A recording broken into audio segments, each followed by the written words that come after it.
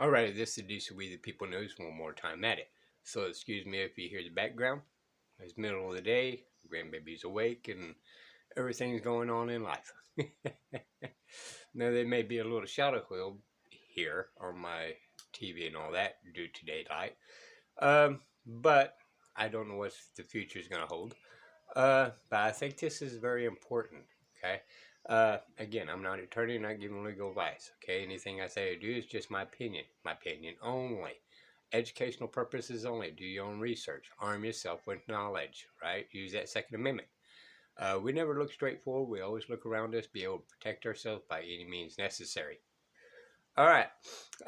So some people may use 18, 241, 242, and all this kind of stuff of color of law. Okay. But this is actually a 10 to 1938 Foreign Registration Act. And I really do think not enough people are actually using this. And one of the better ones that actually kind of went in there and cleanly explained all this was actually UR law. All right. So, get a copy of this, read it, all that. This is kind of a little blurry, but the words he's speaking of, we all should be able to understand. Okay. urlaw.org. Just a quick video I wanted to share with you today. I came across some interesting information. I was just like you, watching a couple of videos, researching some information. I came across the concept of what is a foreigner and how that might affect what's going on in your court cases. So stick with me for a second. I'm going to show you something pretty cool. I saw Free Inhabitant also had a video on this, and so I'm going to share with you some really powerful information that could help you deal with everything from traffic tickets to even federal encounters. If you're dealing with any sort of agent that's part of a municipal corporation, and the government of the District of Columbia is a municipal corporation, your city is a municipal corporation, and they are all foreign to you. Those corporations all register with the District of Columbia as municipal corporations and extensions of the District of Columbia, which is foreign to you. So, but don't take my word for it. Let's look at a couple definitions first of foreign. Looking in the law dictionary, this one actually kind of uses Black's Law as its primary source, and it says, what is foreign? Belonging to another nation or country. Now that's not clearly defined here yet. Belonging or attached to another jurisdiction, made, done, or rendered in another state or jurisdiction. So, for example, if you're in Oregon, California is a foreign jurisdiction, just as the District of Columbia is also a foreign jurisdiction, even to Oregon, but also is particular to you as a man in relationship to a corporation.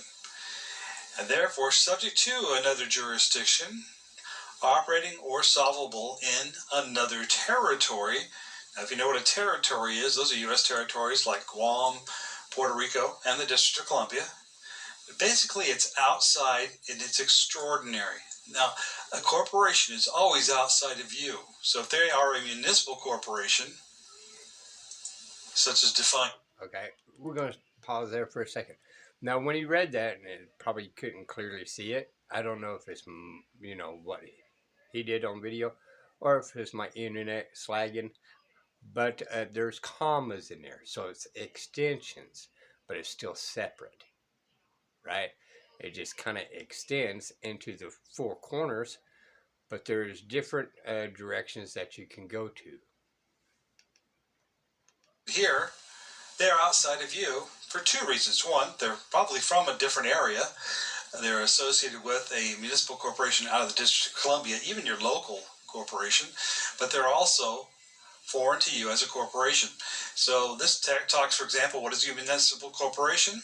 Municipal corporation is, those guys that patrol around in your area, right?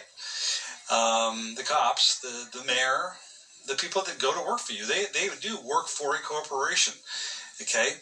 It's an incorporated political subdivision, of a state that is composed of the citizens of a designated geographic area and which performs certain state functions on a local level and possesses such powers that are conferred upon it by the state. Remembering the state is also a corporation. One more time. So to clearly let you know how this came about, besides 1938, this was actually in 1912 when they passed the Civil Rights Act, and where they made it in 1871, but was passed in 1873, and that's where we separated to the Roman civil law that we have today from the common law jurisdiction. So even common law and the Roman civil law is foreign to you, but the common law actually applies to the people. Okay, corporations with the Roman civil law, which by the way is law, it just does not belong in our country, which means it's foreign. A municipal corporation is a city, town, village, or borough that has governmental powers. This is something you appoint to it, which is why they have to take an oath of office, by the way. That's why we typically ask for the oath of office, to ensure that they understand our corporate relationship. We are not a corporation. They are. They work for that corporation, and they have to protect us, the people, the public. So we hire them to do it. It's okay that they're a corporation, but we need to understand the significance of that. Okay? This is probably the most important line. A corporation is an entity capable of conducting business. When they're out there collecting money from you off the streets, driving around, or collecting a tax, they're conducting business because they are a corporation. All right? Let's not forget that. And when they do business with us, they need to be carrying around their oath and some other papers to protect us, because when they interact with us, they can cause us a financial harm. So the point of this idea of foreign registration, I mean, I'm looking at different definitions of foreign. This talks about foreign laws now. A foreign law are those which enacted are in force of a foreign state. The state is foreign to you or country. Now, you don't have to go with my definition. Keep looking it up. You'll find a pattern here, okay? Do your own research. This is not legal advice. I'm just trying to show you what my research has found and where it leads. So, courts do not judicially take notice of foreign laws. For example, if you have a state judgment, it may not be recognized in the District of Columbia, and vice versa. You can go to the U.S. Tax Court in the District of Columbia, and it won't be recognized even in your U.S. District Court in your area until you register it as a foreign corporation. All these things have this foreign relationship to it, and even these agents and governments are foreign to you. Now, let me jump over here to, let's go back to what foreign law in this definition is. Foreign laws are understood by the laws. By foreign laws are understood the laws of a foreign country. The states of the American Union are for some purposes foreign to each other, and the laws of each are foreign in the others. And the District of Columbia is yet a foreign entity as well. So under my research, okay, and I'm not giving legal advice, it's educational purposes, do your own research, right? Every state in this union, right? Texas, California, there are separate countries, okay? And back in British, English days, French was a state. The England considered them French being a state. Well, when they said state, it was a foreign country, a different country. Germany, England looked at them as a state. Well, they was foreign countries. So, keeping all these various definitions and ideas about foreign in mind, let's take a look at something you can do. If you're approached with a traffic ticket, I've seen some pretty good evidence showing several cases where simply asking for this document is sufficient to get a traffic ticket released. Simply asking this could affect many types of situations where maybe a federal agent is dealing with you. But did they give you disclosure of their oath of office, their bond, their insurance that they're supposed to carry because they represent a foreign corporation against you, a man? By the way, that's why they want to get you identified as a corporate name as opposed to the man's name. That's another lesson all by itself. So you need to be the one asking the questions, though. Don't make claims, just ask questions. So this foreign registration statement. So we know that they're foreign. And we do know that when this is submitted, we've seen a lot of evidence that this gets cases released. Or at least they have to drop it because you're asking the right question. We don't make claims, we ask questions. That's all. And that's all you do with this, is say, hey, I demand to see your foreign registration statement pursuant to the Foreign Agent Registration Act of 1938 as amended. And its use is for all persons required to register under this act shall use this form in submitting the information. You got to understand that the definition of a person, don't believe me, go look this up, is typically, in most legal senses, is an entity, a corporation, a trust. It's not an individual. So this does apply to the person. The corporation itself should be registered, but the individuals who work for it as well, because they become representatives of that corporate agency. So therefore, they also have to register. Now I'm going to pause right there again. Now, even under that definition, it's going to say individuals, persons, and all this kind of stuff. Well, under that category, whatever you research, if they are all together, right? Individuals, person, corporations, business, trust, all that, right? Now we go into the legal term of one like kind. Okay, so even individual is treated as that fiction person.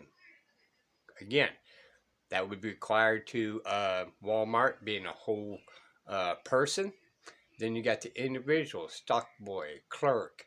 And then you got the management individual from the clerk and stock boy and all that. They manage it. That's the individual under the guise of that one like kind of the corporate person. So even when you read it and say, well, I'm an individual, not in that definition.